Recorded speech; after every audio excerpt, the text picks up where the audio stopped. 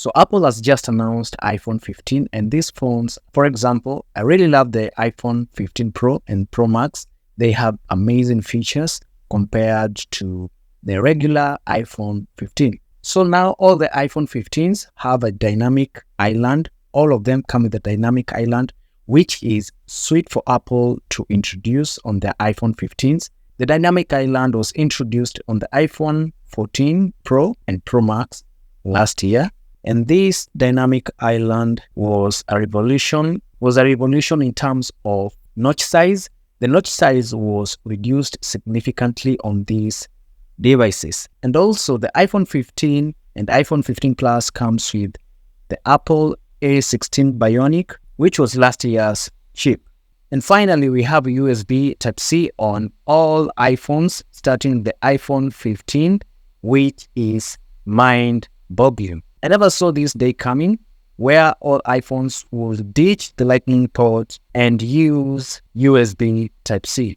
All I can say is thank you to EU laws, maybe. So the USB Type-C found on regular iPhone 15 and 15 Plus is not the same as the USB found on the Pro and the Pro Max. The speeds have been capped on these regular iPhones compared to the Pro models. And also, I'm not very sure if you can record directly to your external hard drive using the USB Type-C found on the regular iPhones, the iPhone 15 that is, and the iPhone 15 Plus. I think that is a feature that is only going to be applied on the iPhone 15 Pro and Pro Max.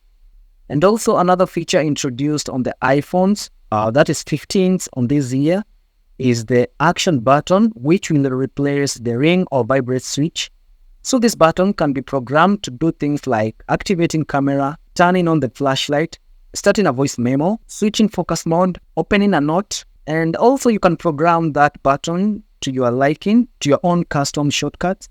You can also set accessibility options like magnifying. So by default, the action button switches the iPhone between ring and vibrate by default, which you can customize by long pressing or short pressing the button. The regular iPhone 15 and 15 Plus can be said to be the previous models of the iPhone 14 Pro and 14 Pro Max. The only difference will be the charging port, which has been changed to the USB Type-C, and also the refresh rate. So for the Pro models, we have amazing features. I really loved how Apple made the Pro version of the iPhone 15 and iPhone 15 Pro Max carry the name Pro, because with these phones you can do a lot of things. For example, for the first time on the iPhones, we have a periscope camera which you can use to zoom and take pictures that are objects that are far away. The iPhone 15 Pro and the iPhone 15 Pro Max have a A17 Pro chip, which is a fast 3nm chip to be used on a phone. That is a congratulations to Apple for introducing that chip, because I believe this chip is going to perform exceptionally. On the event, the Apple team has talked about how good the cameras are going to be, which you can change the focal length between shooting with subjects, which pro photographers use a lot.